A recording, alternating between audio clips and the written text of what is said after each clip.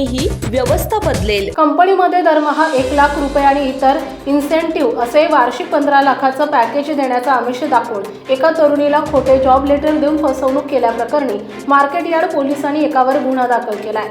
शंतनू सदाशिव असं पोलिसांनी गुन्हा दाखल केलेल्याचं नाव आहे। या प्रकरणी एका 29 वर्षीय तरुणीनं फिर्याद दिली आहे। पोलिसांनी दिलेल्या माहितीनुसार आरोपी शंतनूनं फिर्यादीला कंपनीमध्ये दरमहा 1 लाख रुपये आणि इतर इन्सेंटिव्ह असे वार्षिक 15 लाखाचं पॅकेज देण्याचं आमिष दाखवून जानेवारी महिन्यात खोटे जॉब लेटर दिले। त्यानंतर वेगवेगळ्या मोबाईल नंबरवरून फोन केले। फिर्यादी तरुणीनं बोलणे टाळल्यानंतर तो मेसेज करून अश्लील फोटो पाठवत असे, तसेच फोटोप्रमाणे काम करण्यासाठी पैशाचा आमिष दाखवत असे।